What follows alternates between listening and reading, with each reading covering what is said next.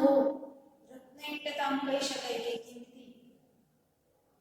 તો ડોક્ટર આંબેડકર એક ખૂબ કિંમતી એવા એક હીરા છે, રત્ન છે, હીરો છે ભારતના ઘડવૈયાઓમાં, આપણા બંધારણની ઘડનામાં ડોક્ટર આંબેડકર સાહેબનો ખૂબ મહત્વનો ફાળો રહેલો છે. તો વિદ્યાર્થી મિત્રો, આપણે અત્યાર સુધીમાં એવું જોયું છે, એવું કહી શકાય કે જનરલ નોલેજ, એની અંદર પણ તમે ડોક્ટર સાહેબનું નામ છે આંબેડકર એ ઘણી વખત સાંભળેલું છે. તેમના જીવન કાર્ય દરમિયાન એમણે જે પરિવર્તન સમાજમાં લાવવાનો પ્રયત્ન કરેલો છે. ડોક્ટર બાબા સાહેબ આંબેડકર છે એ આમ એવું કહી શકાય, પ્રથમ તો એ એક દલિત હતા, મતલબ કે જે નીચી જાતિના વ્યક્તિ કહી શકાય. આપણે કહીએ ને છૂઆછૂતના ભેદભાવ, આવા બધા જ ભેદભાવ છે એ આપણા દેશની અંદર ઘણા બધા પ્રવર્તે છે. તો એવી એક વાત છે, એ વાત અહીંયા રજૂ કરવામાં આવેલી છે. એવી એક વાત છે કે આ ગદ્યની અંદર રજૂ કરવામાં આવેલી છે. તો આ ગદ્ય છે એમના વિશેની વાત છે, એ દર્શાવવામાં આવેલી છે. તો વિદ્યાર્થી મિત્રો, આપણે પહેલા એમના લેખક જોઈએ, હાસ્યદા પંડ્યા. એમણે આ ગદ્ય લખેલું છે.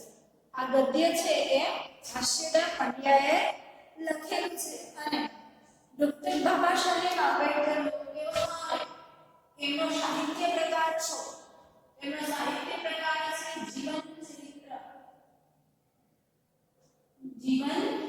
ચરિત્ર, અને જેમના લેખક છે હાસ્યદા પંડ્યા. એમના વિશેની વાત છે એ અહીંયા રજૂ કરવામાં આવેલી છે. તો પહેલા આપણે આ ગદ્યની અંદર શોર્ટમાં જઈ શકાય, ટૂંકમાં શોર્ટ માહિતી લઈએ. પ્રસ્તુત એકમમાં લેખિકાએ હાસ્યદા પંડ્યા લેખિકા છે. આ ગદ્ય એમણે રજૂ કરેલું છે. તે લેખિકાએ દલિતો, પીડિતો અને સ્ત્રી ઉન્નતિ માટે, જો દલિતો કેવા કહી શકાય, તો કે દલિત એટલે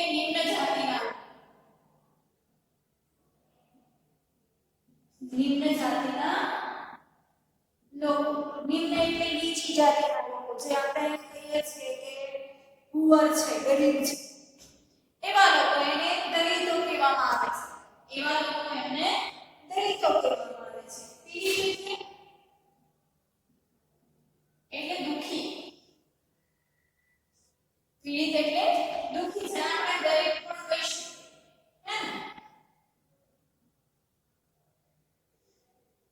જેને આપણે ગરીબ પણ કહી શકીએ. ત્યાર પછી છે સ્ત્રી ઉન્નતિ.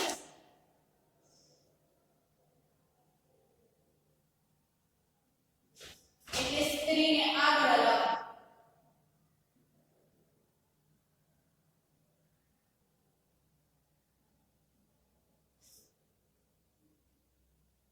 સ્ત્રીને આગળ લાવવી. તો સ્ત્રીઓને આગળ લાવવાનું કાર્ય, જો આ ગદ્યની અંદર હાસ્યદા પંડ્યાએ દલિતો, પીડિતો અને સ્ત્રી ઉન્નતિ માટે જીવન સમર્પિત કરનાર, દલિતો, પીડિતો અને સ્ત્રી ઉન્નતિ માટે ડોક્ટર બાબા સાહેબ આંબેડકર છે એમણે પોતાનું જીવન છે એને સમર્પિત કરી દીધું છે. સમર્પિત કરવું એટલે અર્પણ કરવું. સમર્પિત કરવું એટલે અર્પણ કરવું, અથવા તો આપણી શુદ્ધ ભાષાની અંદર આપવું, હે ને? આપણી ભાષાની અંદર આપવું, અર્પણ કરવું. સર્વસ્વ એટલે બધું જ. સમર્પિત કરવું એટલે સર્વસ્વ. તો આ લોકો માટે, આ લોકો છે દલિતો, પીડિતો અને સ્ત્રી ઉન્નતિ માટે બાબા સાહેબ આંબેડકરે પોતાનું જીવન છે એ સમર્પિત કરી દીધું હતું. ડોક્ટર ભીમરાવ આંબેડકરના જીવન અને કાર્યનો ટૂંકો પરિચય. આવા ડોક્ટર જેમણે પોતાનું જીવન છે આવા લોકોને સમર્પિત કરી દીધું હતું, એવા ડોક્ટર બાબા સાહેબ આંબેડકરના જીવનનો અહીંયા ટૂંકો એવો એટલે કે નાનો એવો એક જીવન પ્રસંગ છે. ટૂંકો એવો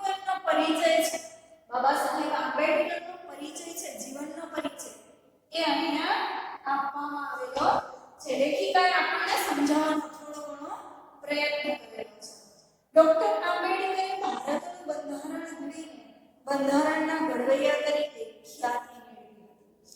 ડોક્ટર બાબા સાહેબ આંબેડકર છે એમણે ભારતનું બંધારણની ઘડના કરેલી.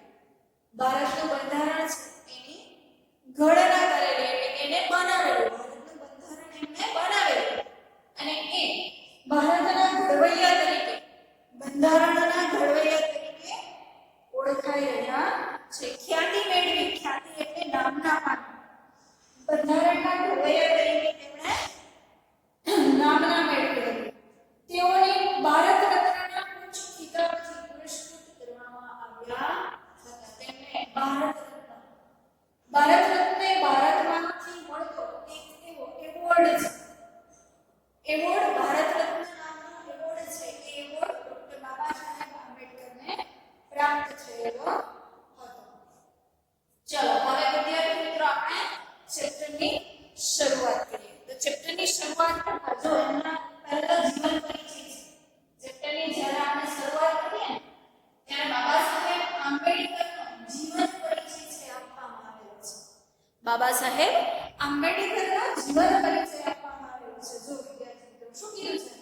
આશરે 100 વર્ષ એટલે કે 100 વર્ષ 100 100 વર્ષ પહેલાની આ ઘટના, મતલબ કે લેખિકાએ જ્યારે આ ચેપ્ટર લખવાની શરૂઆત કરીને ત્યારે 100 પરંતુ અત્યારે એવું માની શકાય કે ઘણા બધા એનાથી વધી ગયા હોય છે. 100 વર્ષ પહેલાની આ ઘટના. ઘટના એટલે પ્રસંગ. ઘટના એટલે પ્રસંગ.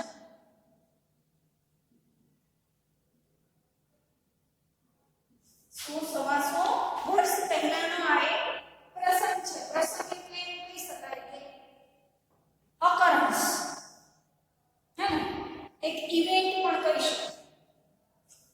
અને અથવા તો એવું કહી શકાય કે આ એક પ્રસંગ એટલે occurrence છે. 6 વર્ષની કુમળી વયના એક બાળકે પોતાની માતા ગુમાવી. જો એક પ્રસંગ એવો બને છે ડોક્ટર બાબા સાહેબ આંબેડકરના જીવનની અંદર એક પ્રસંગ એવો બને છે કે એ જ્યારે 6 વર્ષ મતલબ 6 યર ના હતા. આટલા નાના હતા.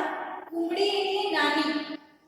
આટલી નાની એવી વય એટલે યર વર્ષ. વય એટલે વર્ષ. આટલા નાના હતા ત્યારે તેમણે પોતાની માતા છે એ ગુમાવી અને પિતા રામજીભાઈ લશ્કરી શાળામાં શિક્ષક છે. પિતા હતા એ રામજીભાઈ છે. બાબા સાહેબ આંબેડકરના પિતાનું નામ છે રામજીભાઈ અને એ એક શિક્ષક તરીકે લશ્કરી શાળા હતા. એ લશ્કરી શાળાની અંદર શિક્ષક તરીકેની ફરજ છે એ બજાવી રહ્યા હતા. માતૃસુખ ગુમાવનાર. માતૃસુખ એટલે માતાનું સુખ. 6 વર્ષના હજી તો નાના હોય તો એને માતા શું એની હજી માંડ ખબર પડવા માટે કે આ મારી માતા છે એવું એ જાણતા છે. અને આટલી જ નાની ઉંમરમાં એને માતાને ગુમાવી દીધી. હવે પ્રસંગ બન્યો. એવું એક એમ કહેવાય છે કે occurrence બન્યું. એવું એક કારણ બન્યું કે એ કારણથી એની માતા છે એનું અવસાન થયું. અને હવે નાના માતૃસુખ ગુમાવનાર પુત્રના વાકડિયા વાળમાં પિતા હાથ પસવારી રહ્યા છે. માતાનું સુખ એને ગુમાવ્યું અને એવા પુત્રના જે માતાનું સુખ ગુમાવનાર પુત્ર હતો 6 વર્ષનો, એ 6 વર્ષના પુત્રના વાળ વાકડિયા હતા. વાકડિયા મતલબ કરલી હતા. અને એ કરલી વાળમાં પિતા છે એ હાથ પસવારી રહ્યા છે. હાથ પસવાનું એટલે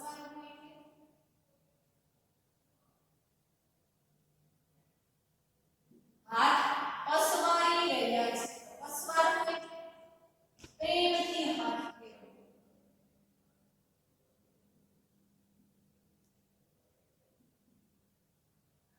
પ્રેમથી હાથ ફેરવા. બાળકના એના માથા ઉપર પ્રેમથી હાથ ફેરવે માતા કે પિતા. એમ અહીંયા પિતા છે રામજીભાઈ. એમના પોતાના 6 વર્ષના દીકરાના માથા પર પ્રેમથી હાથ ફેરવી રહ્યા હતા.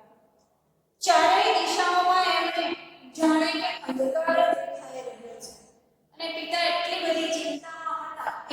બાજુ, ચારે દિશા એટલે ચારે બાજુ, ઈસ્ટ વેસ્ટ નોર્થ અને સાઉથ, આવી ચારે દિશાઓની અંદર એને માત્ર એવું જ દેખાતું હતું કે અંધકાર જ દેખાતો, અંધકાર માને અંધારું, બધે જ અંધારું જે છવાઈ ગયું હોય એવું દેખાતું હતું. મારા આ સૌથી નાના દીકરાનું શું થશે? એને શા માટે ચારે બાજુ અંધકાર દેખાતો હતો? તો કે મનની અંદર આવા પ્રશ્નો હતા. કેવા પ્રશ્નો હતા? કે મારા આ સૌથી નાના દીકરાનું શું થશે? સૌથી નાનો દીકરો કેવડો હતો? તો કે 6 વર્ષનો. હું એને સંભાળી શકીશ? હું એને સંભાળી શકીશ એટલે કે સાચવી શકીશ? એની માતાનું સ્થાન લઈ શકીશ? તો કે એની માતા બની શકીશ? હજી તો 6 વર્ષનું બાળક છે તો એને માતાની પણ એટલી જ જરૂર હોય. તો હું એની માતા બની શકીશ? થોડી વારમાં જ એને મક્કમ નિર્ધાર કરી લીધો. નાનકડા ભીમરાવને હું ભણાવીને સારો નાગરિક બનાવીશ. થોડી જ ક્ષણોની અંદર, થોડી જ પળમાં, ક્ષણ એટલે પળ, સેકન્ડ, આમ એક જ સેકન્ડમાં એને મક્કમ એટલે દ્રઢ એવો નિર્ણય કરી લીધો. એનો એવો નિશ્ચય કરી લીધો, નિર્ણય કરી લીધો કે મારો આ નાનકડો એવો ભીમરાવ અને આંબેડકર છે, એનું નામ હતું ભીમરાવ, એને હું ભણાવી ગણાવી અને સારો નાગરિક બનાવીશ. તો કે એને હું ભણાવી ગણાવી અને એજ્યુકેટેડ બનાવી, ભણાવું ગણાવું એટલે એજ્યુકેટેડ બનાવી અને એને એક સારો એવો નાગરિક બનાવીશ, એટલે કે સારો એવો પીપલ બનાવીશ. ત્યારે જ એની માતાને સાચી અંજલિ મળશે. જો એ સારો નાગરિક બનાવીશ મારા બાળકને, તો જ એની માતાને સાચી અંજલિ મળશે. પિતાએ પુત્રને હૈયા સરસો ચાંપી લીધો અને આવો મક્કમ એવો દ્રઢ નિર્ણય કરી અને પિતાએ છે પુત્રને હૈયા સરસો ચાંપી લીધો. હૈયા સરસો ચાંપવું, હૈયા સરસો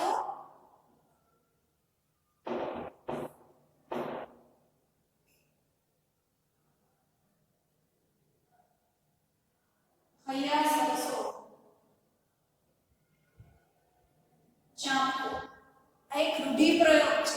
તો હૈયા સરસો ચાંપવું એટલે તો કે બહારથી એને ભેટી દેવું,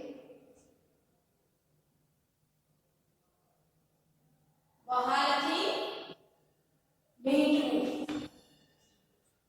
પિતા છે એ પોતાના પુત્રને બહારથી ભેટી લે છે, આલિંગન કરી લે છે, મતલબ કે એને હૈયા સરસો ચાંપવો એટલે હગ કરી લે. પિતા છે એ પોતાના પુત્રને હગ કરી લે છે. 6 વર્ષનો એ બાળક કે બીજું કોઈ નહીં, આપણા દેશના ભારત બંધારણના ઘડવૈયા 6 વર્ષનો એ બાળક બીજું કોઈ ન હતો, પરંતુ કોણ હતું? તો આપણા દેશના બંધારણના ઘડવૈયા ડોક્ટર બાબા સાહેબ આંબેડકર જ હતા. ડોક્ટર બાબા સાહેબ આંબેડકર એ 6 વર્ષના પુત્ર હતા. એમનું મૂળ નામ શું હતું? તો કે બાબા સાહેબ આંબેડકરનું મૂળ નામ ભીમરાવ હતું. માત્ર 6 વર્ષની ઉંમરે તેમની માતા ભીમાબાઈનું અવસાન થયું અને જ્યારે તેઓ 6 વર્ષના હતા ત્યારે એમની માતાનું અવસાન થયું અને એમની માતાનું નામ છે એ શું હતું? તો કે ભીમાબાઈ. એમની માતાનું નામ ભીમાબાઈ. દલિતો અને પીડિતો માટે જીવન સમર્પિત કરનારા ડોક્ટર ભીમરાવ આંબેડકરનો જન્મ મધ્યપ્રદેશ રાજ્યના મહુ ગામમાં, તો કે આવા દલિતો અને પીડિતો માટે બાબા સાહેબ આંબેડકરે પોતાનું જીવન છે એ સમર્પિત કર્યું એટલે અર્પણ કરી દીધું, સર્વસ્વ આપી દીધું હતું દલિતો પીડિતો માટે. એટલે કે ઓપ્રેઝ એવા લોકો જેને દલિત પીડિત એટલે કે કહી શકાય કે નિમ્ન જાતિના લોકો. ગુજરાતીની અંદર દલિત એટલે કે નિમ્ન જાતિના લોકો, તો આ નીચી જાતિના જે લોકો હતા એમને ઓપ્રેઝ કહી શકાય. અને પીડિત એટલે ગરીબ, દુઃખી વ્યક્તિ, જે ગરીબીના કારણે દુઃખથી પીડાતા હોય એવા દુઃખીઓ. અને એમણે આવા દલિતો અને પીડિતો માટે પોતાનું જીવન છે એ સમર્પિત કરી દીધું, એટલે કે પોતાનું સર્વસ્વ આપી દીધું. એવા ભીમરાવ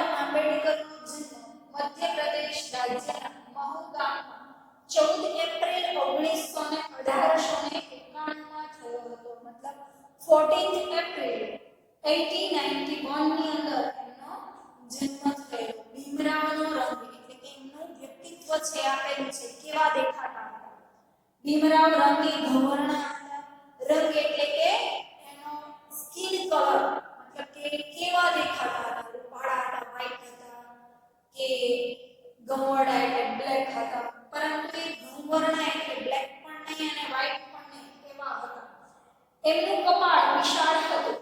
એમનું કપાળ વિશાળ હતું. વાળ તો એવા વાંકડિયા કે જોનારની આંખ ઠરે, અને એના વાળ તો એટલા મસ્ત વાંકડિયા એટલે કરલી હતા કે જોવાવાળાને એ કરલી વાળ ખૂબ ગમે. નાક ટચુકડું પણ આંખો પાણીદાર, એટલે કે નાક છે એ ટચુકડું એટલે નાનું હતું અને આંખો છે એ કેવી હતી તો કે પાણીદાર. પાણીદાર એટલે ખૂબ જ એવી કહી શકાય ને કે દૂરદ્રષ્ટિ ધરાવનાર, ખૂબ જ એવી વિશાળ. પાણીદાર એટલે ખૂબ એવી આંખોની અંદર ખૂબ એવી અનેક પ્રકારની કહી શકાય ને કે લોકોને આગળ લઈ જવાની પ્રેરણાઓ મેળવી. પરિવારમાં એ સૌથી નાના એટલે મા બાપના લાડકોડ સારી પેઠે પામ્યા. તો પરિવારની અંદર એ સૌથી નાના હતા ભીમરાવ આંબેડકર. એટલે એમને માતા પિતા બંનેનો 6 વર્ષના હતા ત્યાં સુધી માતાનો પણ એમને પ્રેમ મળેલો. એટલે માતા પિતા બંનેનો લાડકોડ એટલે કે જે કહી શકાય ને કે લાડકોડથી ઉછરેલા, ખૂબ જ પ્યારા આવો પ્રેમ મળેલો. પરંતુ દુર્ભાગ્ય માતાનું શું ગયેલું છે. પરંતુ દુર્ભાગ્ય એટલે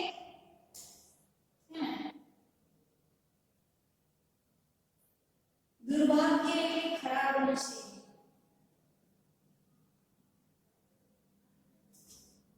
એમનું નસીબ છે થોડું ખરાબ હતું, જેથી કરીને એમને માતા છે એનું સુખ છે એ વહેલું મળતું ન હતું. માતાનું સુખ છે એમની પાસેથી છીનવાઈ ગયું હતું, એટલે કે એને મળતું ન હતું. તો આવી રીતે એવું કહી શકાય માતાનું સુખ વહેલું છીનવાઈ ગયું. તો ભીમરાવ આંબેડકર છે એમના જીવનનો જે એમ કહી શકાય કે એમના જીવન વિશેની વાત છે એ કેવા હતા, કેવી રીતે માતાનું સુખ છીનવાઈ ગયું અને કેવી પ્રેરણા મેળવી, એમને પોતાનું જીવન કોને સમર્પિત કર્યું. હવે પછીનું જે ગદ્ય છે, ગદ્યની અંદર એમણે કરેલા જે કાર્યો છે, અત્યાર સુધી એમનું જીવન હતું, હવે જીવનના કાર્યો એટલે કે કર્મ કામ, એ કાર્યો વિશેની વાત છે કે આપણે આગળના વિડિયો લેક્ચરની અંદર કરીશું.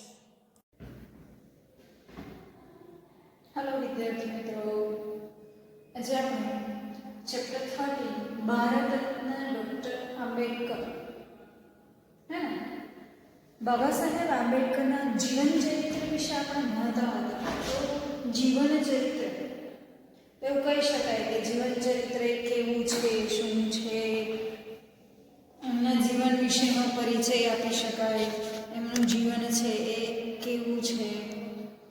તો જીવનનો પરિચય આપવા માટે એમના જીવન વિશેની વાત છે એ આ ગદ્યની અંદર કરવામાં આવેલી છે. એમના જીવન વિશેની વાત છે એ આ ગદ્યની અંદર કરવામાં આવેલી છે. તો આ ગદ્યની અંદર જીવન વિશેની વાત દર્શાવતા લેખિકા છે હાસ્યદા પંડ્યા. એ લેખિકા આપણને એમના જીવનનો પરિચય આપે છે.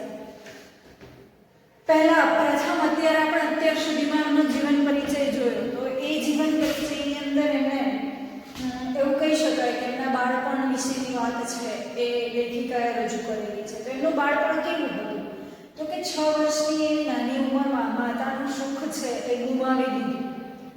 જ્યારે માતા ગુમાવી ત્યારે એ બધા જ ભાઈ બહેનોની અંદર 6 થી 7 ભાઈ બહેનો હતા. બાબા સાહેબ આંબેડકરને 6 થી 7 ભાઈ બહેન હતા. એમાંથી સૌથી નાના પુત્ર હતા. બાબા સાહેબ આંબેડકર છે એ સૌથી નાના પુત્ર હતા. તો એમના પિતાને એમની ચિંતા થાય છે. એમની ચિંતા થવા લાગે છે કે હું માતા વગર કઈ રીતે આ બાળકને એની માતાના સંસ્કારો, ગુણો આવું બધું આપી શકીશ. માતા અને પિતા બંનેનું કાર્ય છે એવું કઈ રીતે, બંનેની ફરજ છે એવું કઈ રીતે બજાવી શકીશ, બંનેનું કાર્ય હું કઈ રીતે કરી શકીશ, એવી વાત છે એ વાત છે એ અહીંયા એમને રજૂ કરેલી, અથવા તો એ મનની અંદર આવો ભાવ છે એ ઉત્પન્ન થયેલો, પરંતુ છતાં પણ પિતા છે પોતાના મનને દ્રઢ એટલે મજબૂત બનાવે છે, પોતાના મનને મજબૂત બનાવે છે અને પછી એ પિતા તરીકેની ફરજ છે એ પિતા તરીકેની ફરજ બજાવે છે. એ કહે છે પછી એ પિતા તરીકેની ફરજ બજાવે છે અને નિશ્ચય કરે છે, નિર્ણય કરે છે કે દ્રઢ મનોબળ, મક્કમ મનોબળ રાખી અને એ નિર્ણય કરે છે કે મજબૂત મનોબળથી હું મારા દીકરાને ભણાવી ગણાવી અને સારો મનુષ્ય, સારો નાગરિક, એક કહી શકાય ગુડ પર્સન વ્યક્તિ, તો સારો વ્યક્તિ હું એને બનાવીશ. એ એમની માતાનું નામ છે, એ એમની માતાનું નામ ભીમાબાઈ હતું અને એમ કહી શકાય કે એ ખૂબ પ્રેમાળ અને સ્નેહાળ હતા. એમને પોતાના જીવન દરમિયાન, મતલબ કે બાબા સાહેબ આંબેડકરે પોતાના જીવનનું સમર્પણ છે એટલે કે બીજાને અર્પણ કરવું, આપવું, તો પોતાનું જીવન છે એ બાબા સાહેબ આંબેડકરે અર્પણ કરી દીધું હતું, સમર્પી દીધું હતું. તો કે કોને સમર્પી દીધું હતું? તો કે દલિત પીડિત એવા લોકોને, આપણા સમાજની અંદર રહેલા એમની જ કાસ્ટ એટલે જ્ઞાતિના, એમની જ જ્ઞાતિના લોકો જે દલિત અને પીડિત રહેલા છે, ગરીબીથી પીડાય છે અને ખૂબ એવા કહી શકાય ને કે એપ્રેટાઇઝ એવા લોકો છે, એ લોકોને એમને સહાયતા કરેલી, મદદ કરેલી. ચલો હવે આપણે અહીંયાથી આગળ ચક્રને ભણીએ. જો એ જમાનામાં સમાજની અંદર જ્ઞાતિ પ્રથાનું દૂષણ જોરમાં ચાલતું હતું. એ સમયની અંદર એટલે કે જ્યારે એમણે ભણવાની શરૂઆત કરી, જ્યારે મોટા થાય છે અને ભણવા શાળાએ જાય છે, એ સમયની અંદર એવું કહેવામાં આવે કે એ સમયે જ્ઞાતિ પ્રથાનું દૂષણ છે એ ખૂબ જોરમાં ચાલતું હતું. દૂષણ એટલે શું? તો કે દૂષણ એટલે કુરિવાજ. દૂષણ એટલે કુરિવાજ. તો દૂષણ એટલે કુરિવાજ થાય. તો કુરિવાજ છે એ ખૂબ જોરમાં, કુરિવાજ એટલે સ્ટિગ્મેટાઇઝમ, જેને આપણે ઇંગ્લિશમાં સ્ટિગ્મેટાઇઝમ કહી શકાય, એ જોરમાં ચાલતું એટલે કે વધારે જોવા મળતું હતું. સમાજની અંદર આ કુપ્રથા છે, દૂષણ છે, જ્ઞાતિ પ્રથાનું દૂષણ. કાસ્ટ, જ્ઞાતિ એટલે કાસ્ટ, કાસ્ટ વિશેની વાત છે કે એમાં ખૂબ જોવા મળતી હતી. ઊંચ નીચના ભેદભાવ પાર વિનાના, પાર વિનાના એટલે અઢળક, વધારે પડતા, અનલિમિટેડ. કેવા ભેદભાવ હતા? ભેદભાવ અને ડિફરન્સીસ ઊંચ નીચના એટલે કે અમીર ગરીબ છીએ અમે, છૂઆછૂતના ભેદભાવ એટલે કે આને અડકી ન શકાય, એને ન અડકાય, આવા જ્ઞાતિ પ્રથાના ભેદભાવ જોવા મળતા હતા. ભીમરાવને પણ ઘણું સહન કરવું પડ્યું અને ભીમરાવ છે એમણે ઘણું બધું સહન કર્યું એટલે બેઠવું. એ ઘણું બધું સહન કરે છે. ભણવામાં તેઓ તેજસ્વી હતા, ભણવામાં તેઓ તેજસ્વી એટલે પ્રભાવશાળી, એમ કહી શકાય ને કે ખૂબ તેજદાર. આપણી ભાષાની અંદર તમે જે સમજી શકો, બ્રિલિયન્ટ, ખૂબ બ્રિલિયન્ટ હતા, તેજસ્વી હતા. એટલા માટે ભીમરાવને આ અપમાનથી ખૂબ જ લાગી આવતું અને જ્યારે આવું છૂઆછૂતનું જ્ઞાતિ ભેદ ને આવું જ્યારે જોવામાં આવતું, જ્યારે શાળાએ જતા ત્યારે એને આવું જોઈ અને ખૂબ લાગી આવતું એટલે ખૂબ દુઃખ થતું. લાગી આવવું એટલે દુઃખ થવું, એને ખૂબ દુઃખ થાય છે, એને ખૂબ લાગી આવતું, ખૂબ દુઃખ થતું. આ એને ભારે પડતી અને એને અપમાન થતું હોય એવું લાગતું. એ સમયે આવડત નહોતી જોવાતી, જ્ઞાતિ જોવામાં આવતી હતી. અને એ સમયે, આજના સમયે આપણે શું જોઈએ કે માર્ક્સમાં આગળ છે, પછી એની જ્ઞાતિ જે હોય તે બધાને એડમિશન બધી જગ્યાએ મળે. પરંતુ એ સમય એવો હતો કે પહેલા કાસ્ટને જોવામાં આવતી હતી, માર્ક્સને જોવામાં નહોતા આવતા કે એનામાં શું એમ કહી શકાય ને કે પોસિબિલિટી છે, શું કરી શકે એમ છે. શક્ય ને અશક્ય કામને પણ શક્ય કરી શકે એવી આવડત હોય, પરંતુ એનામાં આવડત કુશળતા જેને કહેવામાં આવે હુનર, આવડત એટલે કુશળતા. એનામાં કુશળતા હતી, પરંતુ એ જોવામાં આવતી, એ સમયે એ ન જોવાતી. શું જોવામાં આવતું? તો કે જ્ઞાતિ જોવામાં આવતી. અને આ વાત છે ને ખૂબ કઠતી. કઠવું એટલે દુઃખ થવું. કઠવું એટલે દુઃખ થવું. એને ખૂબ દુઃખ થતું હતું. એને ખૂબ દુઃખ થતું હતું.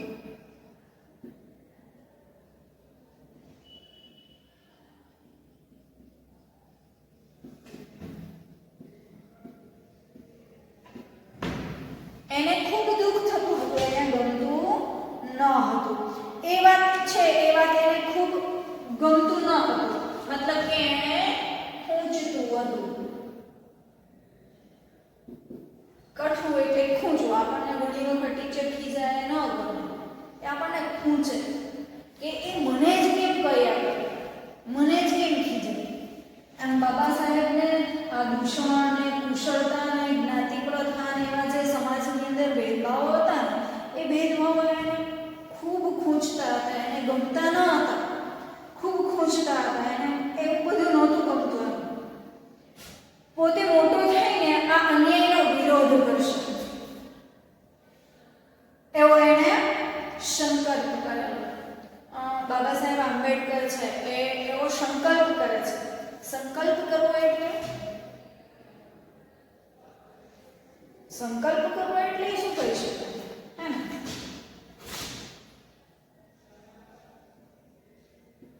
અન્યાયની સામે વિરોધ કરવો. હે ને? અન્યાય એટલે અનીતિ. અન્યાય એટલે અનીતિ રહેલી છે. જે એમ કહી શકાય ને કે જ્યાં ન્યાય નથી, હે ને, એવો એને અન્યાયની સામે લડવું એવો એને સંકલ્પ કરેલો. સંકલ્પ એટલે પ્રતિજ્ઞા લીધી. એમણે નિશ્ચય કરેલો.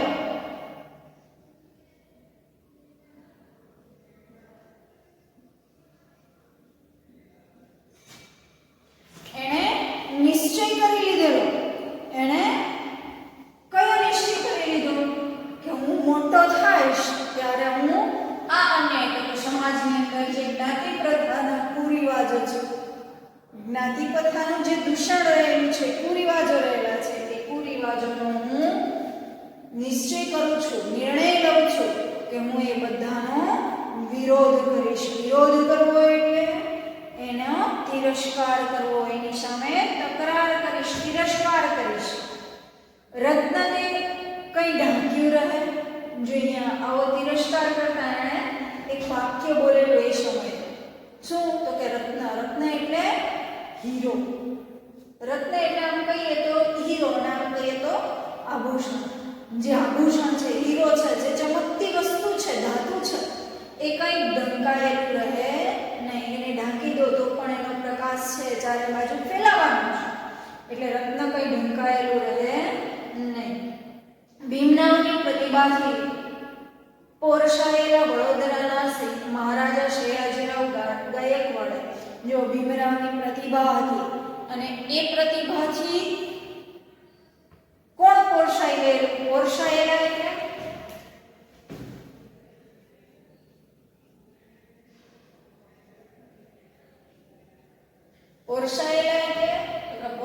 એટલે આનંદિત થયેલા.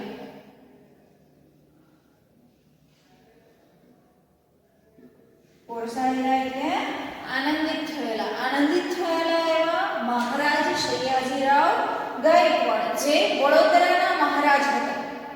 એ સમયે રાજાશાહી હતી, તો એ વડોદરાના મહારાજ હતા. મહારાજ સયાજીરાવ ગાયકવાડ છે એ વડોદરાના મહારાજ હતા. વડોદરાના જે મહારાજ હતા એમણે આવી પ્રતિભા, આવી કુશળતા છે એ અન્યાયનો સામનો કરવો, વિરોધ કરવો, દ્રઢ સંકલ્પ લેવો કે હું આવા દૂષણોને, કુરિવાજોને સમાજમાંથી બહાર ફેંકીશ. આવા જે એમના મનના વિચારો છે એ વિચારોને મહારાજ સયાજીરાવ ગાયકવાડે આનંદિત થઈ અને એ વિચારોને એમણે વધાવી દીધા અને ઉચ્ચ અભ્યાસ માટે શિષ્યવૃત્તિ આપી. અને સયાજીરાવને રાવે બાબા સાહેબ આંબેડકરને ઉચ્ચ અભ્યાસ માટે એટલે કે આગળ શિક્ષણ મેળવવા માટે આગળ તેઓ ભણે એટલા માટે એમણે શું આપ્યું તો કે એમને શિષ્યવૃત્તિ આપી. મહારાજ બાબા સાહેબ આંબેડકરને શિષ્યવૃત્તિ આપી. પછી તો જાણે ભીમરાવના પગે પાંખો જ ફૂટી અને પછી તો એવું બન્યું કે એના પગની અંદર પાંખો જ ફૂટી ગઈ. પગે પાંખો ફૂટવી એટલે કે ભીમરાવ છે એ ખૂબ આનંદિત થઈ ગયા, ખૂબ ખુશ થઈ ગયા. સ્નાતક થયા પછી ભીમરાવને તો તેમણે શિષ્યવૃત્તિ આપી મહારાજે બનવા માટેની. એટલે તે શિષ્યવૃત્તિથી તેઓ સ્નાતક બની ગયા. સ્નાતક એટલે કે કોલેજ કક્ષાનું શિક્ષણ મેળવ્યું. સ્નાતક થવું એટલે કોલેજ કક્ષાનું શિક્ષણ મેળવવું. એમણે કોલેજ કક્ષાનું શિક્ષણ મેળવી લીધું અને ત્યાર પછી સ્નાતક થયા પછી તેમણે વધુ અભ્યાસ માટે વિદેશ જવાની તક પણ સાંપડી. તો કે એમણે વધુ અભ્યાસ એટલે શિક્ષણ ભણવા માટે એમને વધુ ભણવા માટે આગળ એમને લઈ જવા માટેની એક આગળ ભણવા માટેની એક તક મને મોકો એને સાંપડેલો એટલે મળવું, એને ચાન્સ મળેલો. તક મળવી એટલે તક સાંપડવી એટલે ચાન્સ મળવો. એને વિદેશ જવાનો, વિદેશ એટલે બીજા દેશની અંદર ભણવા જવાનો એક ચાન્સ મળેલો. ચોમેર અંધકારમાં જ મને ઉજાસનું એક કિરણ પ્રગટ્યું અને એ સમયે જ્યારે એને કહી શકાય ને કે બીજા દેશની અંદર જે ભણવાનું નક્કી થયું ત્યારે એમને ચોમેર અંધકાર એટલે ચારે બાજુ અંધકાર હતો અને એ અંધકારની અંદર એમને એક પ્રકાશનું કિરણ એટલે કે એક પ્રકાશનો માર્ગ છે એટલે કે એક અચાનક જ એનો પ્રકાશ છે એ દેખાણો.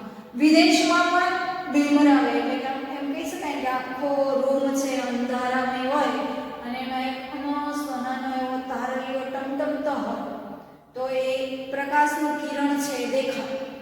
એ તેજ કિરણ છે ખૂબ અંધારાની અંદર દેખાય. આપણે એમ કહી શકીએ કે રૂમ છે એને બંધ કરી દઈએ અને પેલું પેપર હોય શાઇનિંગ પેપર, એ શાઇનિંગ પેપર રાખીએ અને એનો પ્રકાશ છે ચારે બાજુ ફેલાય. વિદેશમાં પણ ભીમરાવ એવી જ વિદ્યા પ્રેમી રહ્યા. તો કે વિદેશની અંદર ભણવા ગયા ત્યાં પણ એમને ખૂબ વિદ્યા એટલે શિક્ષણ પ્રત્યે ખૂબ એમને પ્રેમ રહ્યો.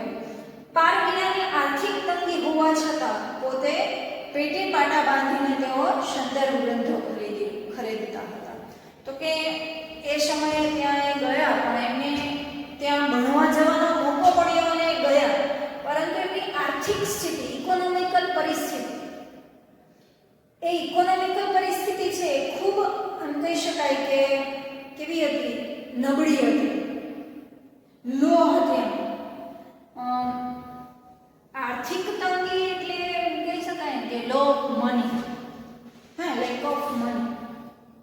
તો આવા પૈસાની ખૂબ તંગી રહેલી હતી, કે અછત હતી, એની પાસે ઓછા હતા અને એણે પેટે પાટા બાંધવા એટલે ખૂબ જ દુઃખ વેઠ્યું. પેટે પાટા બાંધવા એટલે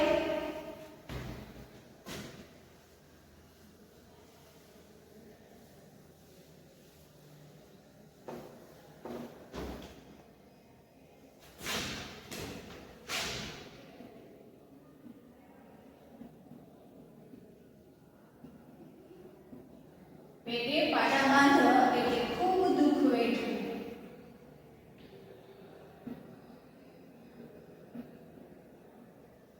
ખૂબ દુઃખને સહન કરવાનું, દુઃખને ખૂબ સહન કર્યું.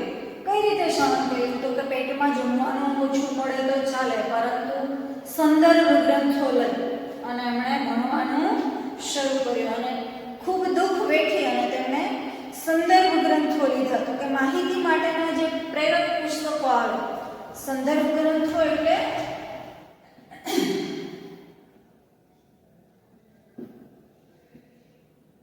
માહિતી માટેના પુસ્તકો.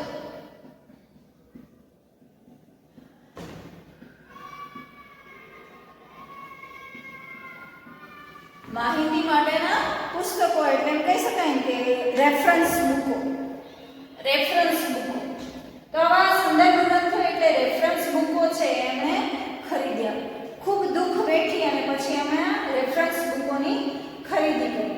ભીમરાવ આંબેડકર બન્યા અને હવે ભીમરાવ હતા એ હવે ડોક્ટર ભીમરાવ આંબેડકર બન્યા. એમએ, પીએચડી અને ડીલીટ. એમએ એટલે માસ્ટર ઓફ આર્ટ્સ, પીએચડી એટલે ડોક્ટર ઓફ ફિલોસોફી અને delete doctor of literature. Delete માને ડોક્ટર ઓફ લિટરેચર સુધીની પદવીઓ એમણે પ્રાપ્ત કરી. એટલે કે આટલી બધી પદવી માને ડિગ્રી આટલી બધી ડિગ્રીઓ છે એમણે પ્રાપ્ત કરી એટલે મેળવી. કાયદો અને અર્થશાસ્ત્રનો અભ્યાસ એમણે લંડન જઈને કર્યો. તો કે કાયદો અને અર્થશાસ્ત્ર, કાયદાનો અને અર્થશાસ્ત્રનો એમણે લંડનમાં જઈને અભ્યાસ કર્યો. ડોક્ટર આંબેડકરની પુસ્તક પ્રીતિ વિશે જાણીને તો આપણને આનંદ સાથે નવાઈ પણ થશે. જો અત્યાર સુધી છે આપણે કઈ રીતે શિક્ષણ મેળવ્યું એ કીધું અને એ શિક્ષણ મેળવવા પાછળ આપણે જોયું કે એમણે ખૂબ દુઃખ સહન કર્યું. તો આ પેરેગ્રાફની અંદર એમણે વિદ્યા પ્રત્યેની પ્રેમ, પુસ્તકો પ્રત્યેનો પ્રેમ છે, પ્રેમ ભાવ અહીં રજૂ થયો. આપણને જાણીને આશ્ચર્ય થાય. લેખિકા એવું કહે છે કે જાણીને નવાઈ એટલે આશ્ચર્ય થશે. સમયનું મૂલ્ય તેઓ સમજ્યા હતા કે બાબા સાહેબ આંબેડકર છે એ સમયનું મૂલ્ય, સમય કેટલો કિંમતી છે, ટાઈમ ઇઝ મની, ટાઈમની કિંમત શું છે, સમયની કિંમત શું છે એ વાતને એ સમજી ગયા હતા. બાબા સાહેબ આંબેડકર સમયની વાતને સમજી ગયા હતા. એટલે જ તેઓ ફુરસદનો સમય વાંચવામાં જ વ્યતીત થતો હતો અને એટલા માટે જ પોતાનો ફુરસદ એટલે જે ફ્રીનો ટાઈમ હતો, ફુરસદનો એટલે ફ્રીનો. આપણે એમ કહીએ ને કે અત્યારે મારે બીજું કોઈ કામ નથી, નવરી જ છું, તો એ નવરાશનો સમય છે. એ નવરાશના સમયની અંદર, ફ્રી ટાઈમની અંદર માત્ર એક જ કામ કરતા કહ્યું તો કે વાંચવાનું, બુક્સ વાંચતા, રીડિંગ કરતા.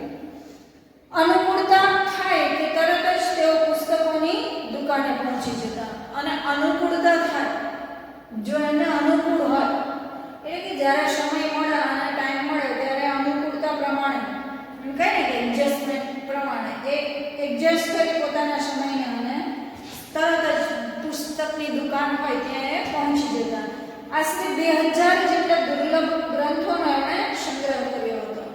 આશરે એમની પાસે સંદર્ભ ગ્રંથ તરીકેના પુસ્તકો, મતલબ કહી શકાય ને કે જે રેફરન્સ બુકો તરીકેના પુસ્તકો હોય ને એવા પુસ્તકો એણે 2000 જેટલા, મતલબ 2000 જેટલા, 2000 એટલે 2000 જેટલા એણે ભેગા કર્યા હતા. સંગ્રહ કરવો એટલે ભેગા કર્યા હતા.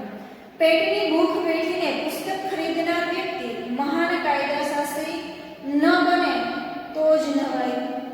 તો કે પેટની ભૂખ વેઠી અને કોઈ વ્યક્તિ છે એ કાયદાશાસ્ત્રી ન બને તો જ નવાઈ થાય. નવાઈ એટલે આશ્ચર્ય બને. પરંતુ એને તો પેટની ભૂખ વેઠી હતી બાબા સાહેબ આંબેડકર, એટલે એ જો કાયદાશાસ્ત્રી ન બને તો એમણે નવાઈ ન થાય. ડોક્ટર બાબા સાહેબ તો એવા પુસ્તક પ્રેમી કે દુર્લભ પુસ્તક મેળવવા વહેલી સવારે માઇલો લગી ચાલીને વાંચનાલયે જતા. બાબા સાહેબ એટલું બધું પુસ્તકમાં પ્રેમ ધરાવતા હતા, વાંચવામાં પ્રેમ ધરાવતા હતા કે માઇલો એટલે કે ઘણા બધા અંતર સુધી, કિલોમીટર સુધી એ સવારના સમયની અંદર વાંચવા માટે એના જ્યાં એ રહેતા હતા એ સ્થળેથી ઘણું બધું દૂર હોઈ શકે. પુસ્તકાલય, વાંચનાલય અને પુસ્તકાલય, બુકની જે પુસ્તકાલય કહી શકાય, બુક સંગ્રહ, ત્યાં જઈ અને એ વાંચતા હતા. મોડી સુધી વાંચનાલયમાં બેસીને વાંચ્યા કરે, ત્યાંથી પાછા આવીને પાછું વાંચવાનું. છે ને નવાઈ ભરી વાત તો કે પુસ્તકાલયમાં જઈને તો વાંચે, પરંતુ ત્યાંથી ઘરે આવે તો બી ઘરે આવીને વાંચવાનું જ કામ કરે, બીજું કોઈ એની પાસે કામ ન મળે. છે ને આ આશ્ચર્ય ભરી વાત વિદ્યાર્થી મિત્રો. તો આવી બાબતો છે એ સંકળાયેલી. અત્યાર સુધી આપણે એમનું જીવન જોયું કે નાના હતા ત્યારે કેવું દુઃખ વેઠ્યું, કઈ પરિસ્થિતિની અંદર તેઓ ભણ્યા, એમણે કઈ પરિસ્થિતિની અંદર શિક્ષણ મેળવ્યું, ટીચિંગ પ્રાપ્ત કર્યું, અને હવે પછી છે એમણે સમાજને પોતાનો જે ઉપયોગી દુર્લભ એવો સમય આપેલો છે, સમય વિશેની વાત છે કરવામાં આવેલી છે. તો વિદ્યાર્થી મિત્રો, હવે આપણે આગળના વિડીયો લેક્ચરની અંદર એમના વિશેની માહિતી મેળવીશું. અસ્તુ. હેલો વિદ્યાર્થી મિત્રો, આજે આપણે ભારત રત્ન ડૉક્ટર આંબેડકર એમના વિશેની માહિતી છે. અત્યાર સુધી આપણે ચેપ્ટરની અંદર આપણે જોયું કે ભારત રત્ન ડૉક્ટર આંબેડકર એમનું જીવન કેવું હતું, એમના જીવન વિશેનો ખ્યાલ દર્શાવ્યો. એટલે કે એવું કહી શકાય કે એમના જીવન વિશેનો પરિચય કે નાના હતા ત્યારે માતા ગુમાવી, પિતાએ ખૂબ લાડકોડથી એનો ઉછેર કર્યો, એણે શિક્ષણ પણ ખૂબ સારી રીતે મેળવ્યું. સમાજમાં પ્રવર્તતા જે એમ કહી શકાય ને કે કુરિવાજો છે, જ્ઞાતિને લગતા, જાતિને લગતા, જ્ઞાતિ એટલે જાતિ, જાતિને લગતા જે કંઈ પણ કુરિવાજો છે એ કુરિવાજોને ધ્યાનમાં રાખી અને એવું કહી શકાય કે એમને આ દરેક બાબતો છે એનું જે કહેવાય કે એ વિશેની દ્રઢ સંકલ્પ શક્તિ ધરાવી કે હું હવેથી એવી સંકલ્પ ધરાવું છું કે જ્ઞાતિમાં રહેલા જે દોષો છે એ દોષોને હું દૂર કરીશ, એ દોષને હું મિટાવીશ, દૂર કરીશ એવી ભાવના છે મનમાં દર્શાવી. આ રીતે ડૉક્ટર આંબેડકરે પોતાની જીવનની જે કહી શકાય કે શરૂઆત કરી. તો વિદ્યાર્થી મિત્રો, આગળ જોઈએ આપણે. જો શું કીધું છે, સંઘર્ષો વેઠીને આટલું ઊંચા દરજાનું શિક્ષણ મેળવ્યા પછી, તો કે સંઘર્ષો એટલે કે જે એમ કહી શકાય ને કે કોમ્પિટિશન, સ્પર્ધાઓ, આવું ઘણું બધું જીવનની અંદર આવ્યું, છતાં પણ એમને આ રીતે એટલે કે એમને ખૂબ પુસ્તકો વાંચવા ગમતા, આ રીતે એમણે ઊંચા દરજ્જાનું એટલે કે ખૂબ ઊંચું શિક્ષણ એમણે પદવીઓ મેળવી. આપણે જોઈ કઈ પદવીઓ મેળવી એમને, તો કે MA, PhD, DLitt આવી ઘણી બધી પદવીઓ એમને, માસ્ટર ડિગ્રી, પછી ડૉક્ટર ઓફ ફિલોસોફી આવી ઘણી બધી પદવીઓ મેળવી. અને તેમણે જે પદવીઓ મેળવેલી છે એ પદવીઓ આગળ વધારતા એવું કહી શકાય કે એમણે ઊંચા દરજ્જાનું એટલે કે એમ કહેવાય ને કે જે શ્રેષ્ઠ શિક્ષણ છે એ મેળવ્યું. ડૉક્ટર ભીમરાવને નોકરી તો મળી, પરંતુ એ વખતના આપણા સામાજિક દૂષણ, અસ્પૃશ્યતાનો પણ કડવો અનુભવ થયો. ડૉક્ટર બાબા સાહેબ આંબેડકરને નોકરી તો મળી ગઈ કેમ કે એમનું શિક્ષણ છે એ ખૂબ સારું હતું, સારું ભણેલા હતા તો નોકરી મળી ગઈ, પરંતુ એવું કહી શકાય કે એમને ભણવાની સાથે સાથે જે એમની જ્ઞાતિ હતી, અસ્પૃશ્યતા જેને કહેવામાં આવે, અસ્પૃશ્યતા એટલે કે છૂઆછૂતનો ભેદ, આપણે કહીએ ને કે એને અડકાય નહીં, જૂના જમાનામાં આવો ભેદ હતો. અત્યારે તો આપણે બધા સાથે મળીને બેસીને ખાઈએ છીએ, મિત્રો બનાવીએ છીએ, હે ને. નિમ્ન જાતિના લોકો એટલે નીચી જાતિના, હલકી જાતિના લોકો હોય ને એની સાથે બેસવું ને ઉઠવું ને આવું છે એ પહેલાં જોવા મળતું, હવે એવું જોવા મળતું નથી. તો વિદ્યાર્થી મિત્રો, હવે આપણે આગળ વાત કરીએ. જો શું કહે છે, તો કે ભીમરાવને નોકરી તો મળી, પરંતુ સામાજિક દૂષણ, આપણા સમાજની અંદર જે દૂષણ છે, કુરિવાજ છે, એ કુરિવાજ એટલે અસ્પૃશ્યતાના કુરિવાજનો કડવો એવો અનુભવ થાય છે. તે એટલે સુધી કે એમની જ ઓફિસનો પટ્ટાવાળો પણ એમની સાથે ગેરવર્તાવ કરતો. તો કે એટલું બધું એને કડવો અનુભવ થાય છે કે એની જ ઓફિસમાં પોતે ઊંચા પદ પર છે, છતાં પણ એની ઓફિસમાં રહેલો પટ્ટાવાળો છે એટલે કે પ્યુન છે, એ પ્યુન પણ એની સાથે ગેરવર્તાવ કરતો. ગેરવર્તાવ એટલે તો કે ખરાબ વર્તન કરતો, ગેરવર્તાવ એટલે ખરાબ વર્તન કરતો, એની સાથે વ્યવસ્થિત રહેતો નહીં. ત્યાર પછી એવું કહે છે કે ડૉક્ટર આંબેડકરને થયું કે પોતે ભણી ગણીને સારી જગ્યાએ નોકરી કરે છે, છતાં જો આ રીતે અપમાનિત થવું પડતું તો પછી મારા અભણ અને આર્થિક રીતે નબળા જ્ઞાતિબંધુઓની સ્થિતિ તો વાત જ શી કરવી. એની વાત પણ સાચી છે કે જો હું ભણેલો હોય અને ઊંચા શ્રેષ્ઠ પદ પર કામ કરતો હોય, ઊંચા પદ પર સારો એવો ઓફિસર છે, છતાં પણ જો એને આવું અપમાન સહન કરવું પડતું હોય જ્ઞાતિના લીધે, જાતિના લીધે, તો પછી એના બીજા ઘણા ભાઈ ભાંડુઓ છે કે જે ભાઈ બંધુઓ એમ કહી શકાય કે ભણેલા નથી, ભણેલા તો નથી, સાથે સાથે આર્થિક રીતે પણ એટલે ઇકોનોમિકલ પણ એ નબળા છે, એટલે કે એની પાસે ધન સંપત્તિ પૈસા એવું પણ કંઈ નથી, છતાં પણ જો આવા ભાઈ બંધુઓ, મારી જો આવી સ્થિતિ હોય કે હું તો હવે નોકરી કરું છું એટલે ઇકોનોમિકલ બી સારો છું અને નોકરી પણ ઊંચા પદ પર છે, સારી છે, તો મારા જે ભાઈઓ છે એને કઈ રીતે આવું જે અપમાન છે, મારું આવું અપમાન થતું હોય આટલા ઊંચા પદ પર, તો પછી મારા ભાઈ બંધુઓનું તો વાત જ શી કરવાની, એનું તો અપમાન થવાનું જ, એવું તે વિચારે છે. ત્યારે આ તો સામાજિક અન્યાય કહેવાય અને તે વિચારે છે કે આ અન્યાય એટલે અપમાન. આ અપમાન છે, અપમાન તો સામાજિક અપમાન કહેવાય, સમાજનું અપમાન કહેવાય. માનવ માત્ર સમાન છે, કોઈ ઊંચું કે નીચું નથી, તો પછી આવું કેમ? જો સમાજમાં આમ એવું કહેવામાં આવે છે, લખાણ સ્વરૂપે લેખિત સ્વરૂપે બધે જ એવું માનવામાં આવે કે માનવ માત્ર સમાન છે, તો માનવ માત્ર સમાન એટલે દરેક મનુષ્ય સમાન છે. પછી આ અમીર હોય, ગરીબ હોય, ઊંચો હોય, નીચો હોય, જાડો હોય, પાતળો હોય એવું નથી જોવાનું, પરંતુ દરેક મનુષ્યને સમાન ગણવાનો છે. જાતિની દ્રષ્ટિએ, દરેક દ્રષ્ટિએ કોઈ ઊંચું કે નીચું નથી, છતાં પણ આપણા સમાજની અંદર આવું કેમ જોવા મળે છે એ કરે છે. તેમણે મૂકનાયક નામનું એક પાક્ષિક શરૂ કર્યું અને આવું બધું વિચારી અને એમણે મૂકનાયક એટલે મૂક એટલે બોલતું ન હોય એવું, મૂક એટલે આમ એવું જ ન બોલવું, મૂકનાયક એટલે કે જે બોલીને નહીં, લખીને તમને કંઈક સંભળાવે છે, કહે છે, આવું એક પાક્ષિક એટલે દર પખવાડિયે પ્રકાશિત થતું, દર પખવાડિયે એટલે અઠવાડિયામાં એક વખત પ્રકાશિત થતું હોય, જેમાં આપણે ન્યૂઝપેપરની અંદર પૂર્તિઓ આવે ને, દર અઠવાડિયે આવે, રવિવારની પૂર્તિ રવિવારે જ આવે, એ કંઈ સોમવારે પાછી ન આવે, તો એવી રીતે પાક્ષિક છે એ નાનું એવું પુસ્તક છે, એ પુસ્તકનું નામ છે, પાક્ષિક પુસ્તકનું નામ છે મૂકનાયક, અને એ મૂકનાયક પાક્ષિક એમને શરૂ કર્યું, એટલે દર અઠવાડિયે પ્રકાશિત કરવાનું, એટલે લોકો સુધી પહોંચાડવાનું શરૂ કર્યું. માત્ર લેખ કે પુસ્તકો લખીને તેઓ અટકી ન ગયા, કર્મશીલ પણ બન્યા. માત્ર લેખ અને પુસ્તકો લખીને અટકી ન ગયા, એટલે કે આવા પાક્ષિકને એવું બહાર પાડીને અટકી ન ગયા, બેસી ન રહ્યા, એમણે કર્મશીલ બન્યા. કર્મશીલ બનવું એટલે કામ કરવું, કર્મશીલ બનવું એટલે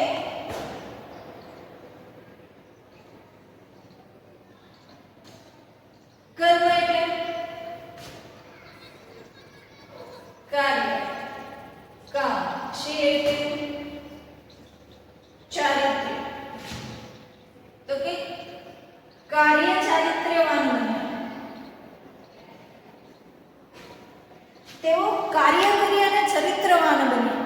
તેઓ કાર્ય કરી અને ચરિત્રવાન બન્યા. 20 જુલાઈ 1924, 20 જુલાઈ 1924 ના રોજ તેમણે બહિષ્કૃત હિતકારીણી સભા, બહિષ્કૃત એટલે જેને બહાર કાઢવામાં આવેલા હોય એવા લોકોની હિત કરતી સભા, હિત એટલે ભલું ઈચ્છતી એવી સભા છે નામની સંસ્થા છે, એ સંસ્થાની સ્થાપના કરી.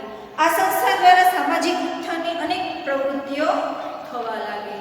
આ સંસ્થા દ્વારા સામાજિક ઉત્થાન એટલે પ્રગતિ, ઉત્થાન એટલે પ્રગતિ, સામાજિક ઉત્થાન, તો કે સમાજની પ્રગતિ માટેના ઘણા બધા કાર્યો છે એ આ સંસ્થા દ્વારા થવા લાગ્યા. સામાજિક ઉત્થાનની પ્રવૃત્તિઓ થવા લાગી અને સમાજ ઉત્થાનની પ્રવૃત્તિઓની અંદર એમણે કઈ પ્રવૃત્તિ કરી, તો કે છાત્રાલયો, વાંચનાલયો, શૈક્ષણિક વર્ગો અને સ્વાધ્યાય મંડળો પણ ખોલવામાં આવ્યા. જો છાત્રાલયો એટલે કે વિદ્યાર્થીઓને રહેવા માટેની જગ્યા, વાંચનાલયો એટલે પુસ્તકાલયો, અને શૈક્ષણિક વર્ગો એટલે કે વિદ્યાર્થીઓને જ્યાં જ્યાં ત્રુટી રહી જાય, જ્યાં જ્યાં ખૂટતું હોય એવી શિક્ષણ આપતી એવા વર્ગો છે એ વર્ગોની શરૂઆત કરી. વર્ગો અને સ્વાધ્યાય મંડળો પણ ખોલવામાં આવ્યા. સ્વાધ્યાય એટલે પોતાની જાતે લોકો શીખતા બને આવા ઘણા બધા એવા મંડળોની પણ શરૂઆત કરવામાં આવી. સાથે સાથે પ્રજાની આર્થિક સ્થિતિ સુધારવાના આશયથી ઔદ્યોગિક અને કૃષિ વિષયક શાળાઓ આ સંસ્થા ચલાવવા લાગી. અને સાથે સાથે એમ કહેવામાં આવે કે લોકો છે એ ઇકોનોમિકલ બહુ નબળા હતા, મતલબ કે એની આર્થિક સ્થિતિ એટલે ખૂબ ગરીબ હતા, આર્થિક સ્થિતિ ખૂબ નબળી હતી, ગરીબ હતા. માટે આ સંસ્થા દ્વારા કઈ સંસ્થા છે કઈ સંસ્થા છે તો કે સામાજિક બહિષ્કૃત હિતકારીણી સભા, બહિષ્કૃત હિતકારીણી સભા. આ સભા દ્વારા એવી ઔદ્યોગિક અને એમ કહી શકાય ઔદ્યોગિક એટલે કે ઉદ્યોગને લગતી અને કૃષિને લગતી, કૃષિ એટલે ખેતી જમીનને લગતી એવી ઘણી બધી શાળાઓ છે એ શિક્ષણ આપતી થઈ ગઈ. કૃષિનું ઉદ્યોગનું એવું શિક્ષણ MBA કરીએ તો આપણને બિઝનેસ મેનેજમેન્ટ આવડે આવું આપણે વિચારી લઈએ તો એક ઉદાહરણ છે મારી દ્રષ્ટિએ. પણ આ બિઝનેસ મેનેજમેન્ટ છે એ માત્ર બુક પરથી શીખીને આવડી ન જાય, એને બિઝનેસ કરીએ અને એ કાર્યમાં આપણે ઝંપલાવીએ કામ કરીએ ત્યારે આપણને એનો વધારે ને વધારે અનુભવ થતો જાય. તો આવી રીતે એમણે ડૉક્ટર આંબેડકરે છે એ ઘણા બધા એવા ઉદ્યોગને લગતી શિક્ષણ આપવું અને કૃષિને લગતું એટલે કે ખેતી પણ કરી શકાય કઈ રીતે કરીએ એનું પણ શિક્ષણ છે એ આપવાનું શરૂ કર્યું. સંસ્થાઓ ચલાવવા લાગી. શિક્ષણ વગર સમાજનો ઉત્કર્ષ શક્ય જ નથી એ સત્ય ડૉક્ટર આંબેડકર સમજી ગયા હતા. શિક્ષણ વગર સમાજનો ઉત્કર્ષ એટલે એમ કહી શકાય કે પ્રગતિ, આગળ વધવું. ઉત્કર્ષ એટલે ઉદ્ધાર. સમાજની અંદર જો ઉદ્ધાર લાવવો એટલે કે સમાજને જો આગળ લાવવો હોય, સમાજને જો આગળ લાવવો હોય તો સમાજમાં શિક્ષણ હોવું જરૂરી છે એ વાતને ડૉક્ટર આંબેડકર સમજી ગયા હતા. સમાજની કેટલીક જ્ઞાતિઓની જેમ જ સ્ત્રીઓની સ્થિતિ પણ દયનીય હતી.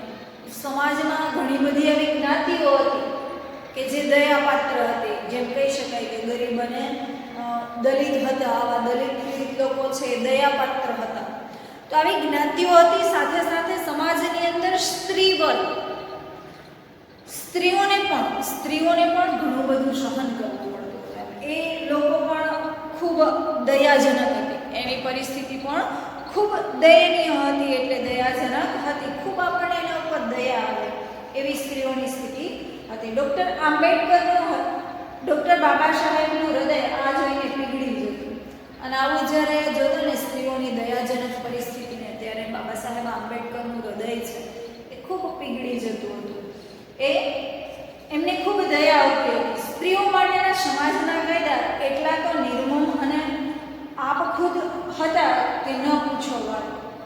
જો સ્ત્રીઓ માટેના કાયદાઓ છે એ એટલા બધા નિર્મમ હતા અને આપખુદ હતા. તો નિર્મમ કોને? એ એટલા બધા નિર્મમ અને આપખુદ હતા. નિર્મમ એટલે નિર્દય.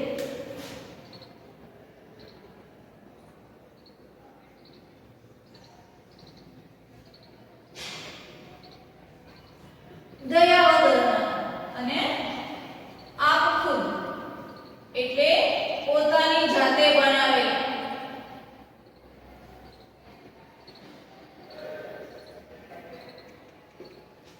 પોતાની જાતે બનાવેલા. નિર્મમ અને આપખુદ એટલે પોતાની જાતે બનાવેલા એવા એમના કાર્યો હતા.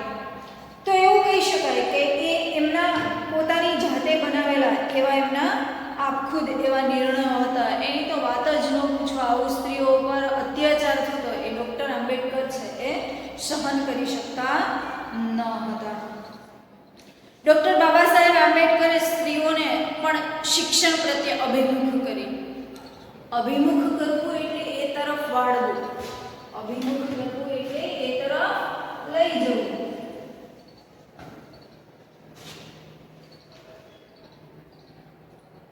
સ્ત્રીઓને પણ અભિમુખ કરી. અભિમુખ કરવું એટલે એ તરફ લઈ જવું. તો કઈ તરફ લઈ ગયા સ્ત્રીઓને? તો કે સ્ત્રીઓને અભિમુખ કરવું એટલે એ શિક્ષણ તરફ લઈ ગયા. બાબા સાહેબ આંબેડકર છે એ સમયની અંદર સ્ત્રીઓને શિક્ષણ આપવામાં ન આવતું. એમ કોઈક એવી સ્ત્રીઓ હોય કે જે ભણેલી હોય. અત્યારે બધી સ્ત્રીઓ ભણેલી હોય એમ પહેલાના સમયમાં એવું ન હતું, બાબા સાહેબ આંબેડકરના સમયમાં. એટલે એમણે એ સમયે સ્ત્રીઓને શિક્ષણ લેતી કરી, એટલે કે શિક્ષણ આપવાનું નક્કી કર્યું. શિક્ષણ પ્રત્યે અભિમુખ કરી, બાળ લગ્નનો વિરોધ કર્યો. તો કે નાનપણમાં જ સ્ત્રીઓના લગ્ન થઈ જાય, આ લગ્નનો વિરોધ કર્યો. વિધવા વિવાહનું સમર્થન કર્યું. વિધવાઓના પુનર્વિવાહ કરવા, વિધવાઓ ફરી પાછા લગ્ન કરી શકે એવા પુનર્વિવાહનું એમને સમર્થન એટલે પુનર્વિવાહનો એમને ટેકો આપ્યો, એટલે કે એને સપોર્ટ કર્યો. વિધવાઓ ફરી પાછા લગ્ન, પહેલાના સમયની અંદર શું બાળ વિવાહ થઈ જાય તો નાનેથી લગ્ન થઈ ગયા હોય તો પતિનું મૃત્યુ પામે પછી એ પૂર્ણ જીવન છે વિધવા સ્વીકારે અથવા તો વિધત્વ સ્વીકારે કે વિધવા બનીને પોતાનું જીવન પસાર કરે. પરંતુ એવું ન થાય માટે શું કર્યું છે તો કે માટે એમણે એવું વિચારેલું કે માટે તમારે પુનર્વિવાહ, જેમ કહી શકાય કે વિધવા વિવાહ છે એને સમર્થન ટેકો આપ્યો કે એ વધુ આગળ વિવાહ એટલે કે વિવાહ કરી અને પોતાનું જીવન છે એ આગળ વધારી શકે. ચલો વિદ્યાર્થી મિત્રો, અહીંયાથી પછી આપણે આગળના વિડીયો લેક્ચરની અંદર સમજીશું.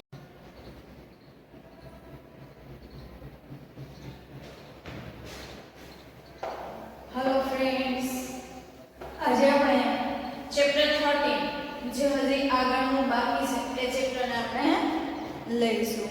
તો વિદ્યાર્થી મિત્રો, ચેપ્ટર 13 આજે આપણા આગળનું બાકી છે એ ચેપ્ટરને આપણે લઈએ. જુઓ શું કીધું છે. અત્યાર સુધી આપણે જોયું એ ચેપ્ટરની અંદર પ્રથમ બાબા સાહેબ આંબેડકરનું જીવન દર્શન છે કે કઈ રીતે એમણે બાળપણમાં માતાને ગુમાવી છતાં પણ એ આગળ નીકળ્યા.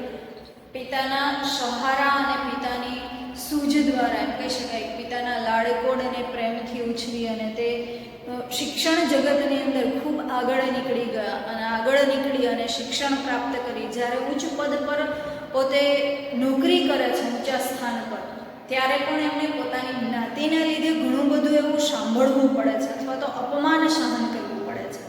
તો એ અપમાન સહન કરવું પડે છે માટે એમણે સ્ત્રી ઉત્કર્ષ, એમણે પોતાના જ્ઞાતિના ભાઈ બંધુઓને આગળ લાવવા માટે ઘણા બધા એવા પ્રયત્નો કર્યા. એમાં એમણે એવું કહી શકાય કે બહિષ્કૃત હિતકારિણી સભા આવી સંસ્થા છે એની સ્થાપના કરી કે મારા સમાજના લોકો આગળ આવે. તો એ સંસ્થા છે એ લોકોને, બાળકોને શિક્ષણ આપવાનું, પુસ્તકાલયોને પુસ્તકો પૂરા પાડવાનું, પુસ્તકાલય સ્થાપના કરી, છાત્રાલયો બનાવ્યા જેથી કરી અને વિદ્યાર્થીઓ ત્યાં રહી અને ભણી શકે.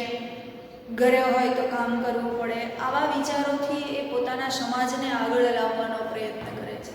અને સાથે સાથે એવું કહી શકાય કે ત્યાં એમણે સમાજની અંદર એવું કહી શકાય કે ત્યાં એમણે પેલું સ્ત્રી સમાજ, સ્ત્રી વર્ગને જોયો તો સ્ત્રી વર્ગ પણ ખૂબ દયાજનક લાગતો હતો.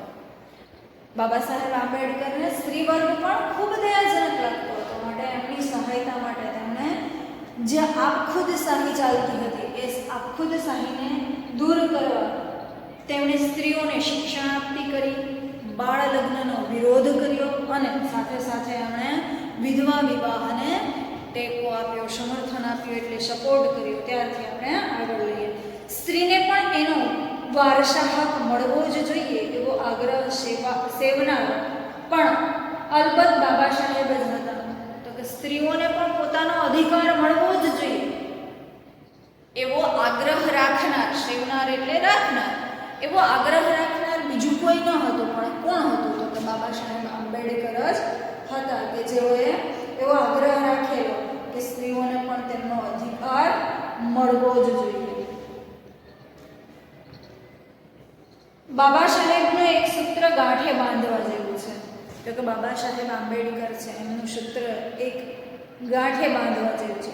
એમણે એક સૂત્ર આપેલું છે. એ સૂત્ર ગાંઠે બાંધવા જેવું એટલે યાદ રાખવા જેવું શિક્ષિત બનો, સંગઠિત બનો, સ્વાવલંબન જ સાચી સહાય છે. શિક્ષિત બનો એટલે શિક્ષણ મેળવો. સંગઠિત બનો, જો શિક્ષણ મેળવીને જુદા નથી થવાનું, એક ભેગા થવાનું છે, જૂથ બનવાનું છે. એકલી આંગળી કશું ન કરી શકે. જો 5 ભેગી થાય તો બીજાને મારી શકાય. એમ બાબા સાહેબ આંબેડકર કહે છે કે શિક્ષા મેળવો પરંતુ બધાને એક બનાવો, અને સાથે સાથે સ્વાવલંબન જ સાચી સહાય છે. સ્વાવલંબન એટલે પોતાના ઉપર નિર્ભર રહેવું. હે, સ્વાવલંબન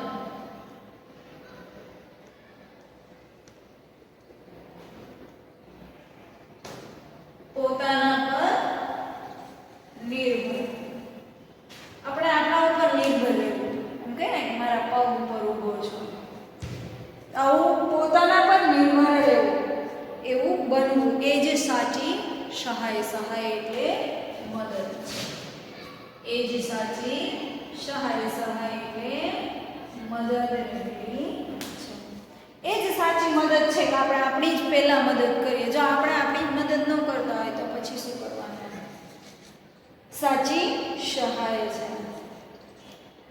તેઓ સ્ત્રીને સમાજનું આભૂષણ લેખાવતા. તેઓ સ્ત્રીને સમાજનું લેખાવવું એટલે કહેવું. સ્ત્રીઓને સમાજનું આભૂષણ એટલે ઘરેણું માનતા હતા. સ્ત્રી સમાજનું ઘરેણું છે એવું માનતા હતા.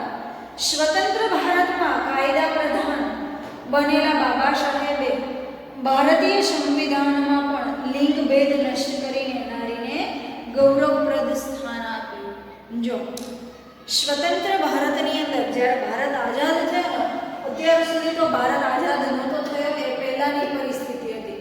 પણ જ્યારે ભારતને આઝાદી મળી ને ત્યારે પણ સ્વતંત્ર બન્યો ભારત, ત્યારે પણ કાયદા પ્રધાન, કાયદા એટલે બંધારણના ઘડવૈયા, ડિફેન્સ જે કહી શકાય, એ કાયદાના બંધારણના ઘડવૈયા એવા બાબા સાહેબ આંબેડકરે સંવિધાનની અંદર એટલે કે પોતાના સંવિધાનમાં પણ એટલે પોતાની બંધારણની બુક છે એમાં પણ લિંગ ભેદને, લિંગ ભેદ એટલે જાતિ ભેદ, સ્ત્રી અને પુરુષનો ભેદ, લિંગ ભેદ એટલે સ્ત્રી અને પુરુષનો ભેદ છે જે ડિફરન્ટ છે કે સ્ત્રીઓ કરી શકે, સ્ત્રીઓએ આ જ કામ કરવા જોઈએ, પુરુષોએ આ જ કામ કરવા જોઈએ. આવો લેડીઝ અને જેન્ટ્સ વચ્ચેનો જે ફર્ક છે એ ફર્કને, એ ભેદને, એ ડિફરન્સને એમણે નષ્ટ કરી અને સ્ત્રીઓને ગૌરવવંતું સ્થાન છે એટલે કે માનભર્યું સ્થાન છે એ અપાવ્યું છે.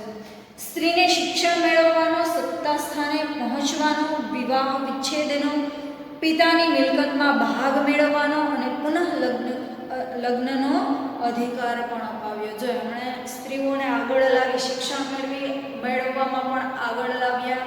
ત્યાર પછી સ્ત્રીઓને પોતાના ઉપર પણ કંઈ નહોતો, એટલે કે સ્ત્રીઓ છે આમ કોઈ ભણેલી હોય ને તો પણ કોઈ ઊંચી પોસ્ટ પર નોકરી ન કરી શકે, તો આવી નોકરી પણ કરી શકે, પહોંચી શકે. વિવાહ વિચ્છેદ એટલે કે સ્ત્રી જો ઈચ્છે ને તો પોતાના વિવાહને તોડી શકે, એટલે કે ડિવોર્સ કરી શકે. પહેલાંના સમયની અંદર જો સ્ત્રીની ઈચ્છા ન હોય ને કે મારે ત્યાં નથી રહેવું, એમ મને આવું દુઃખ થાય છે, તો એ નહીં કરી શકતી. હવે કરી શકે છે, આપણે જોઈ શકીએ છીએ. સ્ત્રી વિવાહનો વિચ્છેદ કરી શકે અને પોતાના પિતાની મિલકતમાં ભાગ પણ લઈ શકે. પિતાની મિલકતમાં પહેલાં સ્ત્રીઓને ભાગ ન મળતો, એમાં પુત્રનો જ અધિકાર હોય, છોકરીઓનો ન હોય, તો સ્ત્રીઓને ભાગ પણ મિલકતમાં મળી રહે છે. અને પુનઃલગ્નનો અધિકાર પણ અપાવ્યો, તો ફરી પાછા લગ્ન કરવા, વિધવા બનેલી હોય કે એમના ડિવોર્સ થઈ ગયેલા હોય તો એમણે ફરી પાછા લગ્ન પણ કરી શકાય છે. આવા દરેક અધિકારો છે બાબા સાહેબ આંબેડકરે અપાવ્યા. કાયદાઓની સાથે સાથે બાબા સાહેબે સ્ત્રી શિક્ષણને ઉત્તેજન મળે એવી શુભ નિષ્ઠાથી પ્રેરાઈને વિદ્યાર્થીઓને ફીમાં છૂટ અપાવી. જો કાયદાની સાથે સાથે સ્ત્રી શિક્ષણ મેળવે ને એટલે એમને શુભ નિષ્ઠા એટલે સારી ઈચ્છા, શુભ નિષ્ઠા એટલે સારી ઈચ્છા, સારી કામના, આવી સારી કામનાથી એમણે પ્રેરણા લીધી, એટલે કંઈક નવું મેળવ્યું અને વિદ્યાર્થીઓને ફીમાં માફી અપાવી, છૂટ અપાવી એટલે માફી અપાવી.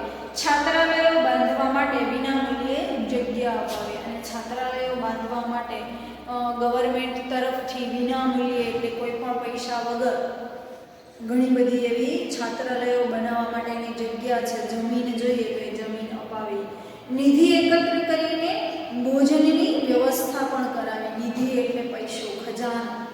નિધિ એટલે ખજાનો, તો પૈસો આપણી ભાષાની અંદર આવો પૈસો ભેગો કરી અને છાત્રાલયોની અંદર ભોજનની પણ વ્યવસ્થા કરાવવામાં આવી. આટલું જ નહીં, સ્ત્રીઓને મતદાન કરવાનો અધિકાર મળે એ માટે આગ્રહ સેવનાર પણ બાબા સાહેબ જ હતા.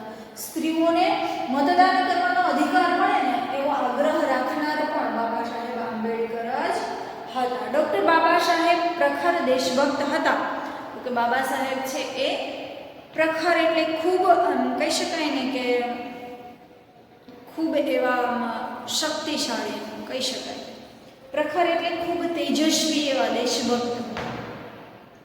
આઝાદીના જંગલમાં પણ એમની મહત્વની ભૂમિકા છે. તો આઝાદીનો જંગ રહેલો ને એ જંગ એટલે કે સ્વતંત્રતા માટેની લડાઈમાં પણ બાબા સાહેબ આંબેડકરે ખૂબ મહત્વની ભૂમિકા ભજવી હતી. મહાત્મા ગાંધી સાથે પણ એમને કાર્ય કરેલું હતું. કે બાબા સાહેબ આંબેડકરે મહાત્મા ગાંધી સાથે પણ કાર્ય કરેલું હતું. મહાત્મા ગાંધી સાથે પણ એમને કાર્ય કરેલું હતું.